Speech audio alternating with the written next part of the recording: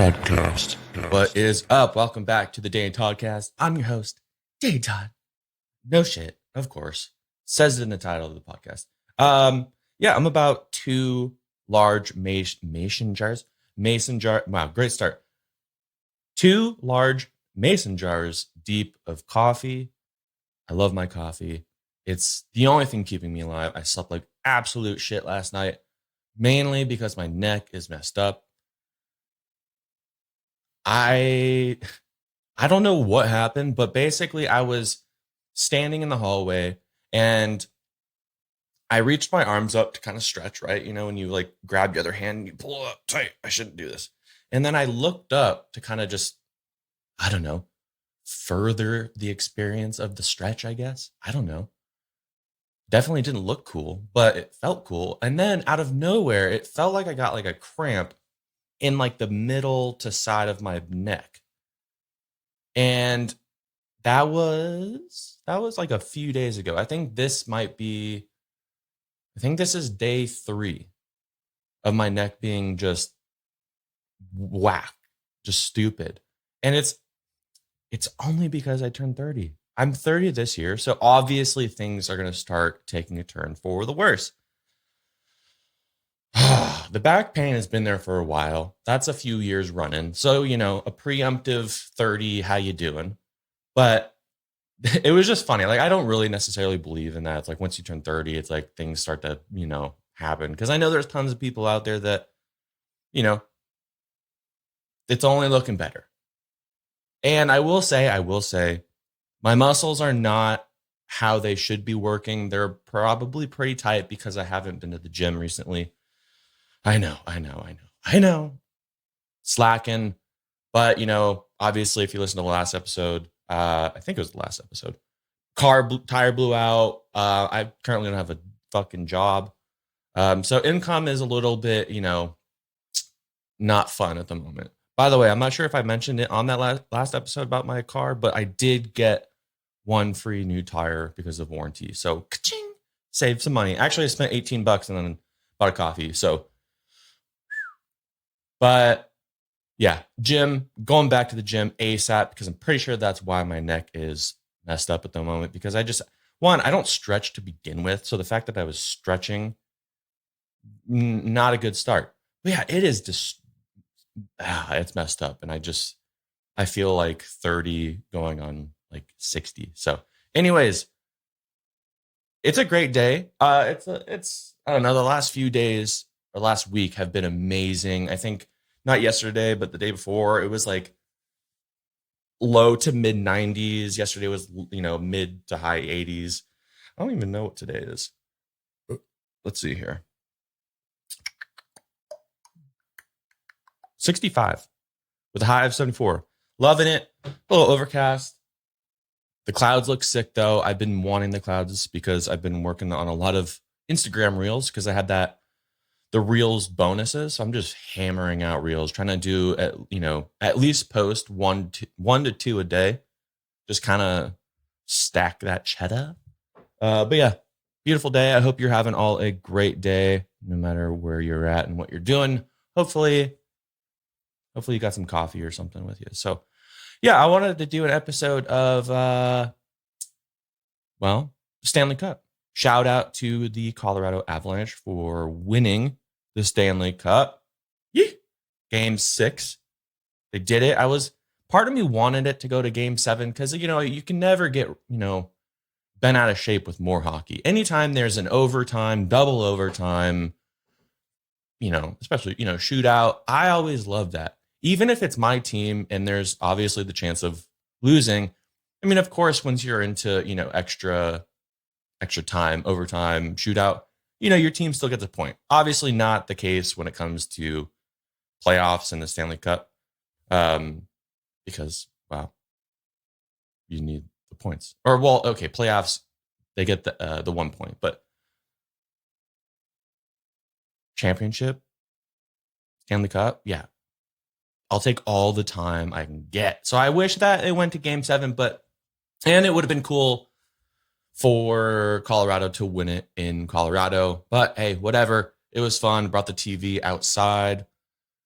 We had spring rolls and shit like that. It was tasty. I drank some wine. It was great. It was absolutely great. And nothing makes me smile more ear to ear than watching a bunch of grown ass dudes jumping around, throwing their gloves, basically throwing themselves off, the bench if they're on the bench, tackling each other.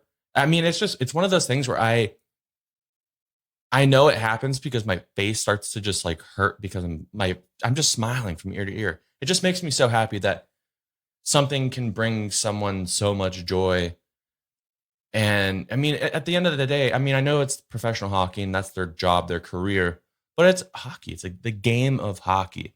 Something that I would say all of those players, started off as a very young age, and all they wanted to do was win and hoist the Stanley Cup. And when they finally do, you can see the happiness, the tears of joy, like the coaches, players, staff, like fans. It's absolutely amazing. So I definitely try not to ever miss the games where I know that the Stanley Cup can, be hoisted and won. Of course, sometimes I think I missed one game. No, I think I missed one game. And the one game I missed? I missed the 7-0 shutout. I missed that game. Fuck. Oh, well, I can't change anything about it. But again, shout out, because I know, I'm saying shout out like I know. Anyways, shout out and congratulations to the Colorado Avalanche, which they won. This is the first time they've won in 21 years. So it's been a long time. I mean, imagine you're on a team and, okay, for example, the Tampa Bay Lightning. They were going for 3 in a row. Pat Maroon, he was going for 4 in a row, I believe. I could be wrong, but I'm pretty sure. Winning the Stanley Cup is winning the Stanley Cup no matter how many times. But I can imagine if you've won it 2 times in a row already, you're going for 3, or say 3 to 4. You're going to be excited, but like I feel like it might be dumbed down a little bit. I'm not quite sure. I don't know. I've never been in that position. Just kind of guessing. But when your team hasn't won in 21 years and you're the team that does it, I know a lot of those players on that team have been there for 10 or so years. So they've been working very, very hard, and it's awesome that it paid off. But like, imagine how much like joy, and I mean, especially for the organization of, Colorado Avalanche, the relief. Okay, cool. Now it's not 21 going on 22 years. Now we got the cup. Sweet. Add the name to the ring. Let's fucking go. Let's get it next year and make the make the gap in between winning the Stanley Cup again, not 21 years. So yeah, congratulations to them. I hope you watched it. If not, I'm sure you can rewatch them. I know I watched some games, especially with the Sharks. Definitely not Stanley Cup shit, unfortunately. Well, no, they won. They did go to Game 7 with the Penguins, which is amazing. So hopefully, you never know. Rebuild, do whatever. Maybe the Sharks. Hopefully, in my lifetime, they win the Stanley Cup. If the Sharks can, yeah. Okay. Hopefully, they win the Stanley Cup. But also, in my lifetime, I hope that I can go attend one of those, 7 games. If it goes 7, So I should probably start saving now, because just to throw a couple grand just on the tickets alone, yeah. I'm going to need to start saving now. And maybe by the time that they do get to the, Stanley Cup finals, I can afford it. So anyways, moving forward, I kind of wanted to just have some fun and go through some like fun facts about the Stanley Cup. Because when they were doing all of this with the, Game 6 and Stanley Cup finals, they had some things about facts and whatnot. And I thought it was pretty cool. And I wanted to go through a little bit more, because there's some that I don't know, and some that like I don't know, like you think something about it and you kind of do, but then something was wrong. I don't know. So yeah, I got some like fun facts about they're not, I guess they're fun. I don't know. So I got some facts about the Stanley Cup. And then I will say, if you did watch it, by the way, this is mainly just a podcast episode about this Stanley Cup and the hockey shit. So just letting you know, hopefully you stick around, learn some new shit. But yeah, if you didn't see, you probably saw on the internet. And even if you don't like hockey and you're listening to this, thank you. You might have seen that when they were taking their team photo at the end of everything, one of the, I forget what his name was, but he basically skated over to the team to take the photo, and he like tripped and fell and basically dented the bottom lip of the cup. And it's pretty fucking funny. You can Google it, super easy. I'm sure you could type in like Colorado dents Stanley Cup.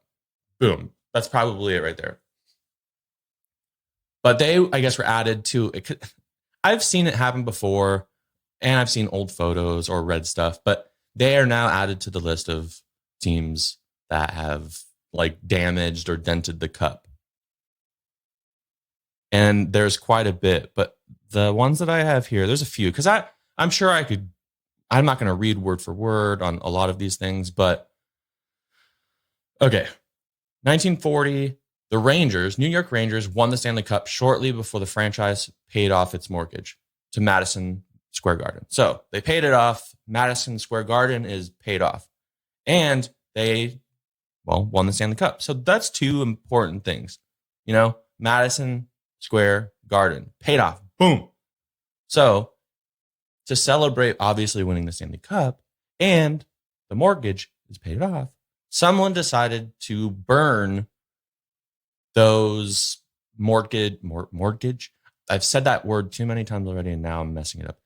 They wanted to burn the documents in the top bowl of the Stanley Cup. Well, basically, the trophy caught on fire. I read something from a different site because I was kind of looking at what site I wanted to read from. Obviously, when you're on the fly like this on the podcast, like the websites that have like, say it has 20 things to read about, but you have to like click like a slide and you don't really know where you're going to go or what's next. I was trying to find one, but I saw one. I don't really believe it. I could be wrong, but apparently they put it out with piss. Don't believe it. It's funny to think about that though. Boom. You won the Stanley Cup. Madison Square Garden is paid off. You burn the documents in the bowl of the Stanley Cup and it catches on fire. But you know what? Full bladders, baby. Put that thing out. You're good to go. I don't know. Next one. In 1962, the Maple Leafs managed to outdo the Rangers when the trophy was burned after managing to find its way into a celebratory bonfire. Sheesh. Why? Two of them on fire. Jeez. 1987, Mark Messier bought the Stanley Cup. No one owns the proper. No, I'm just kidding. 1987, Mark Messier brought the Stanley Cup to a club in Alberta to celebrate with Oiler fans, which led to the trophy being bent in multiple places by the time he left. Bold. I would be so nervous. I mean, okay, if I were to be a winner of the Stanley Cup and I get it for my day or however long, I believe you get it for a day. I don't know. I read something that said you get it for like 100 days in the off season and each person gets it at least once. Like, I don't know. I don't know what I would do. I would definitely take it to see family. I would eat a bunch of stuff. I would definitely pour a bunch of beers in there and slam some beers. Definitely some cereal, put some wings in that thing. See, I don't know though because I love wings. I fucking love buffalo wings. I don't know if I would just fill the thing with wings or if I would just fill it with like ranch or blue cheese and that's just like the dunking thing. Right? I don't know what I would do because it would be a badass photo because that's the only, I mean, okay, it's to be able to do whatever you want with the Stanley Cup because you fucking won it. That shit's yours. You share it with a long list of people who've done crazy shit and eaten meatballs and cereal. And I think one person had their dog food in it and their dogs were eating out of it. One, I think a kid accidentally pooped in it. I don't know. But I think I would put wings in it. Or I just have wings twice. And the first time I put ranch and blue cheese or whatever in it. And then the next one I just fill it with wings. Maybe get some like ramen. Oh, man, I make myself hungry. I haven't eaten yet. I think that's a very common theme with this podcast is I drink too much coffee on an empty stomach. And now I'm kind of on some shit sleep. My neck hurts. So we're killing it. I might make some. Ooh, I have some wings from Costco. Ooh, I gotta de-thaw them sons of bitches. Yeah, okay. All right. I would definitely put the wings in the cup for sure. 1,000%. In 1999, the Dallas Stars, claimed someone accidentally dented the cup while leaving the locker room.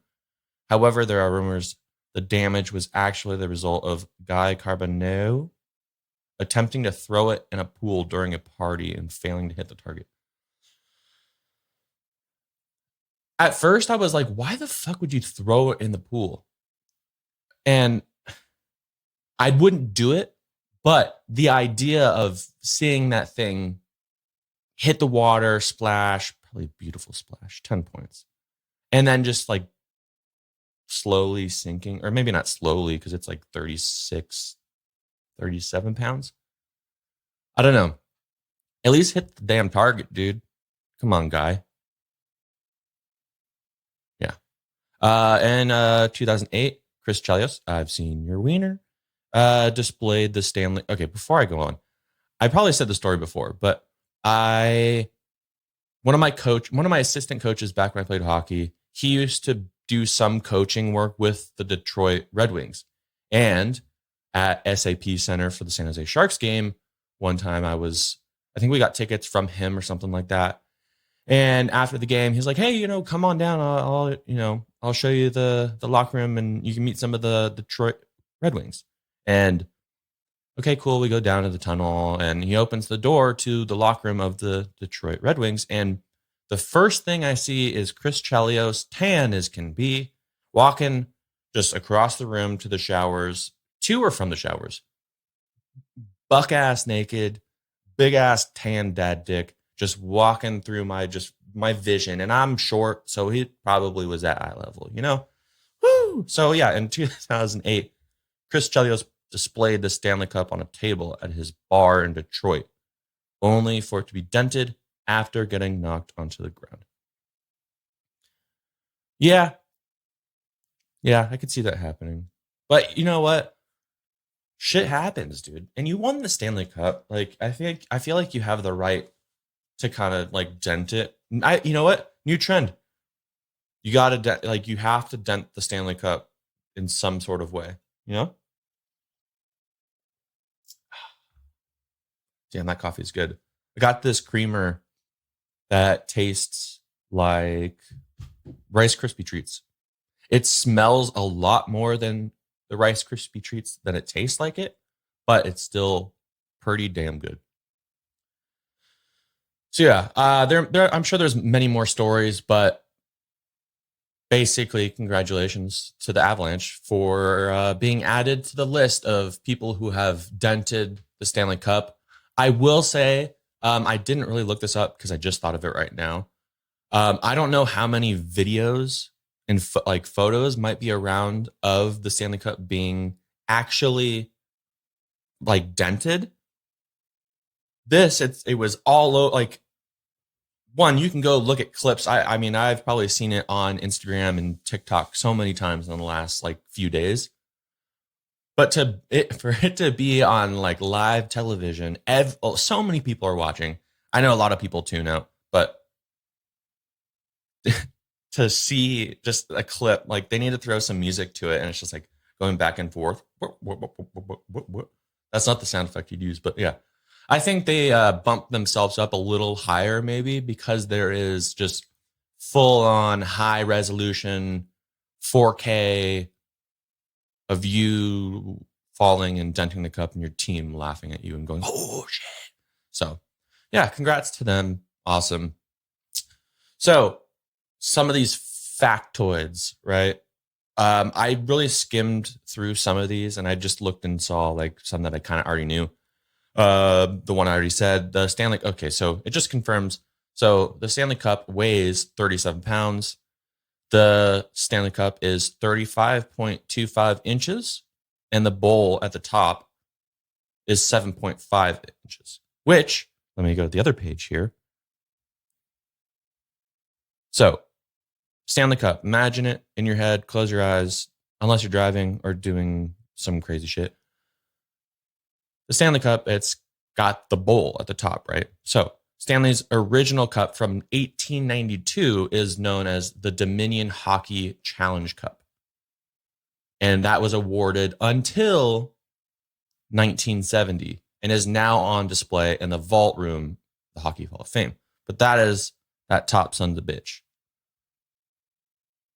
That sentence didn't make sense. Son's a bitch. I don't know. But in 1963, NHL president Clarence Campbell believed that the original cup had become too brittle to give to championship teams.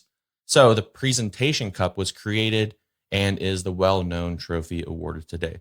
So obviously the original one, after so many years of just being and, being, beer drinking out of it, wings poured in it, who knows, back in the day, some crazy shit, probably illegal. I don't know. They need to go and preserve it. So they have the presentation cup, which is what we see now and whatnot.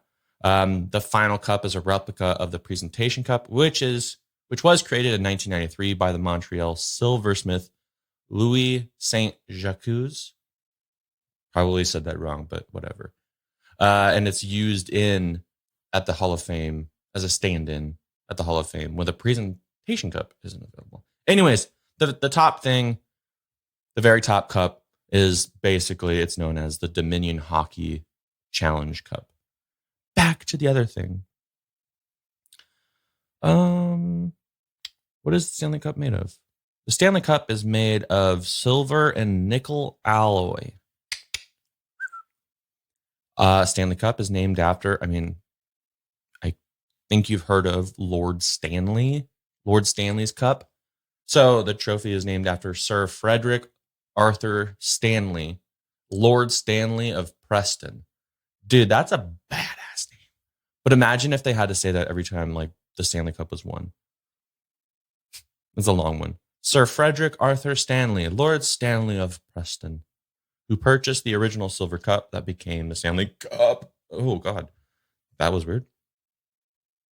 Became the Stanley Cup in 1893. So going off of what I was talking a little bit earlier, how there's like a stand-in cup and all these things. So there are actually 3 Stanley Cups. There's the original bowl of, like I was saying, the Dominion Hockey Challenge Cup, the authenticated presentation cup, and then the replica that gets displayed at the Hockey Hall of Fame whenever the presentation cup is unavailable. So there's 3 cups. Let's see here. Okay, so right now, maybe not right now, I don't know when this thing was dated. There are currently 2,394 names that are engraved on the cup. Not every name. By the way, I'm reading from NBCSports.com. I'll have the link in the show notes. All the links that I have will be in the show notes. So if you want to, check it out and, bust out some information for your family, you can actually go and read this and not hear me babble. So yeah, not every name that has ever been engraved is on the current version. The cup is made up of 5 barrel rings that get replaced once the bottom gets filled up. When a new ring is needed, the top one is removed and the new one moves to the bottom. So right underneath that, the Dominion Hockey Challenge Cup is when those larger rings start. So basically, when the bottom one fills up, they move it up. That top one gets removed and it will be in the Hockey Hall of Fame. And that's also something you can look up images. I've seen it. It's pretty, okay. I haven't seen it in person, which I think that might be a bucket list thing for me. Go see the Hockey Hall of Fame. I believe it's in Detroit. No, it's not Detroit. Toronto. Yeah. Pretty cool. So counting retired bands, so the ones that are on the cup and the ones that are in the Hall of Fame, There are 3,385 names that have been engraved on the cup. I'm not sure if this includes the recent winning of the Stanley Cup with Colorado, but whatever. It's still a large amount. Oh man, my neck is fucked. Ow. Ow. Sorry about that. 30. Okay, here. Some other fun things. Stanley Cup is one of a kind. Unlike other major league sports, a new cup isn't made every year. I feel like this is kind of obvious based off of what I was just saying, that once the bottom ring gets full, it moves up and the top one gets put into the Hall of Fame. So in a way, I mean, it kind of gets cycled through because otherwise the trophy would just get taller and taller and taller. Like it would be massive. Like it would already be way taller. I don't know. I'd say maybe it'd be twice the size. So like we're pushing like 70 pounds probably. So, but yeah, like other sports, they make it each year. So I think that's kind of cool. Like you're especially, well, it's not the, the very, very top is not the, like the original Dominican Hockey Challenge Cup thing.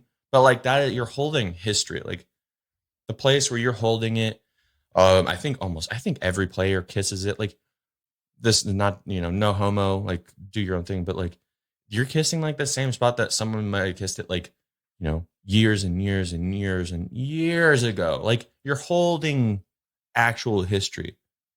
And I'm not going to read this long ass paragraph, but I might be wrong. I don't know about any other things, but I'll take this, I'll believe what I read on the internet. Okay, guys. So whatever. Boom. Rings are detachable. No shit. That's what we talked about. Oh, okay. This is one I saw. So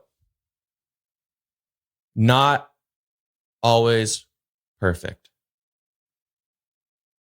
Some of the rings and teams, they have some shit misspelled. So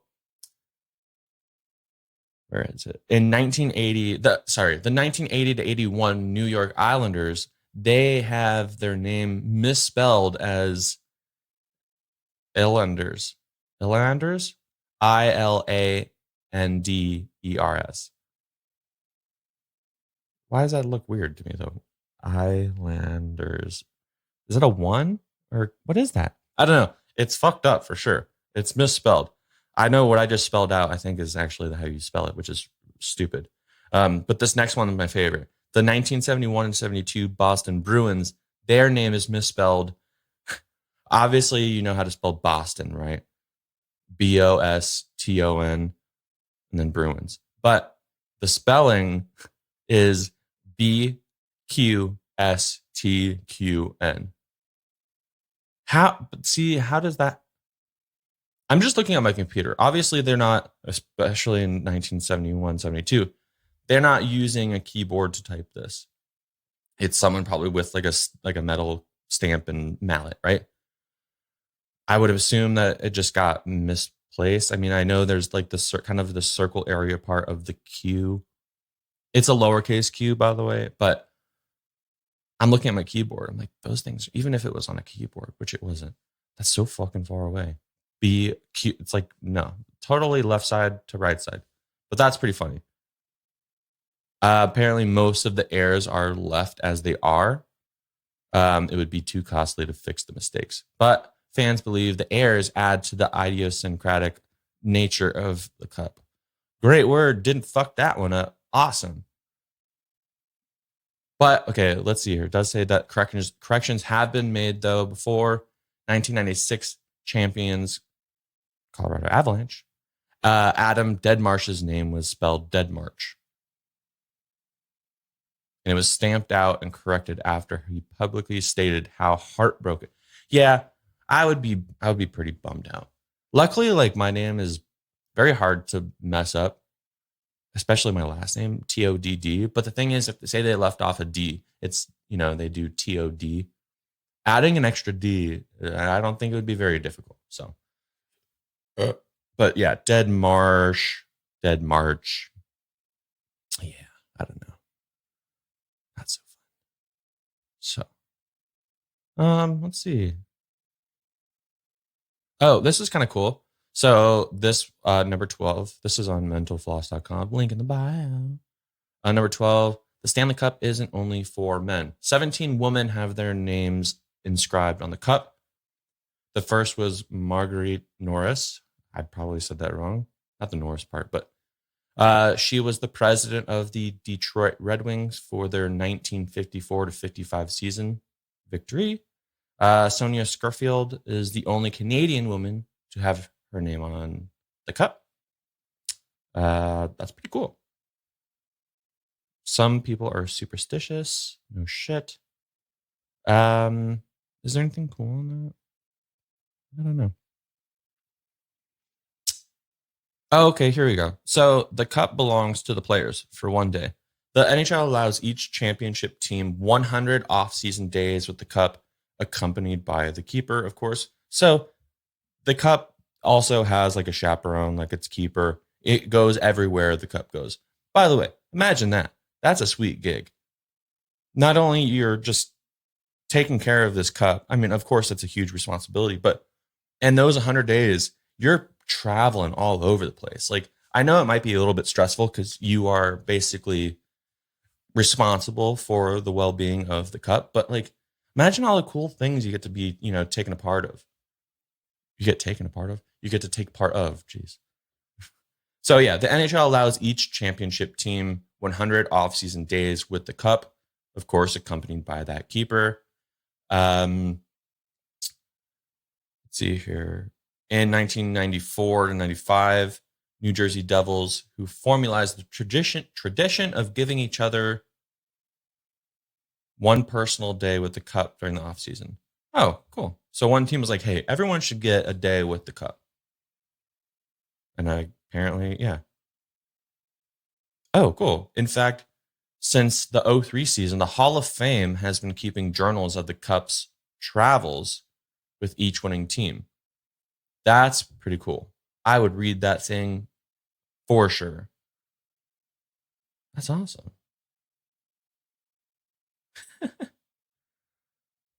Okay, yeah, the last sentence is like, though some players use their day with the trophy for peaceful reflection, others have gone a bit crazy with Lord Stanley's Cup, as you'll see below. And the next title is the Stanley Cup has gone swimming at least 3 times.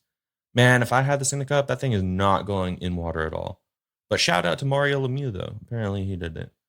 What the fuck? Once spent the night in an Ottawa canal. Oh yeah, this one's fun. The Montreal Canadiens won the Stanley Cup in 1924, and they forgot it on the side of the road. That's how do you forget? How do you forget that? This is kind of cool.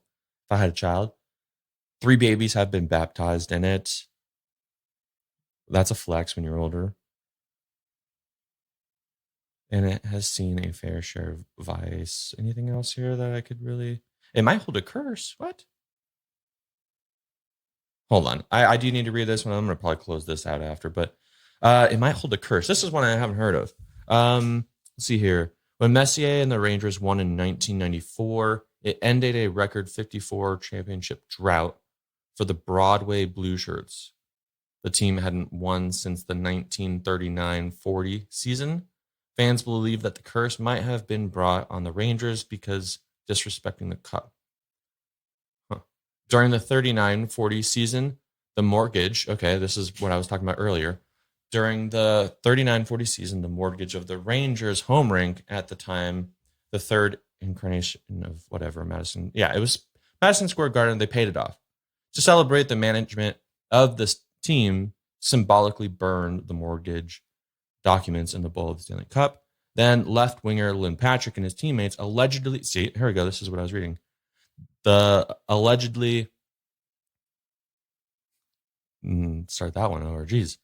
The left winger Lynn Patrick and his teammates allegedly urinated in the Cup's bowl to celebrate their victory. The Rangers finally took home the trophy again in 1994, but they haven't won hockey's ultimate prize since. So, interesting. Don't burn your mortgage in the bowl of the Stanley Cup and piss in it. Cool. Oh, this is kind of cool. I'll read this one and then I'll close this shit out because y'all are probably tired of me talking.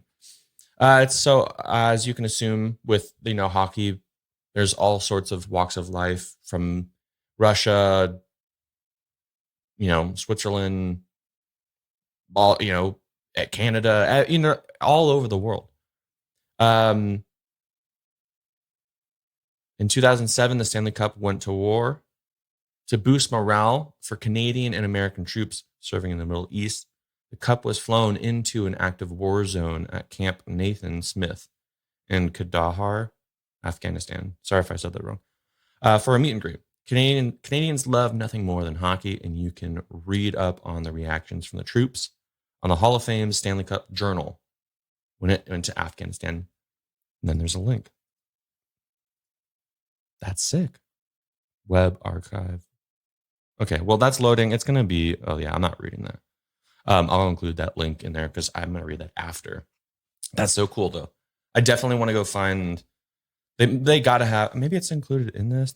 Okay. The official site of the Hockey Hall of Fame. Sweet. Stanley Cup Journal. Okay, cool. So there must be, you can probably read all of them then. That's so cool. All right, cool. Yeah, I'll include this link for sure and the other ones. I hope you had some fun listening to this, even if you didn't even listen and you just needed someone to talk in your ear for almost 40 minutes. I definitely learned some stuff. I did not know about the lighting the mortgage on fire, pissing in it. That was interesting for sure. Lesson learned, huh? So anyways, thanks for tuning in. I hope you guys have a great day. Make sure to, throw a rating my way, some 5 stars, or share with a friend. Make sure to hit me up on Instagram at It's Danny Todd, same as Twitter, and the Danny Toddcast Facebook group, link in the show notes. And I need to go make some food, and perfect timing because the lawn mower people are here, and if they were to start while I was recording, you would not be happy with my audio quality. So, again, thank you for tuning in. Love y'all. You're amazing. Thanks. Peace. I said peace, not piss. All right, bye.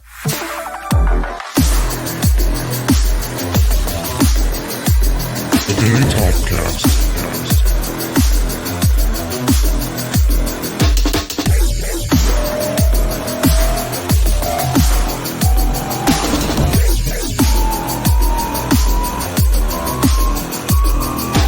Podcast.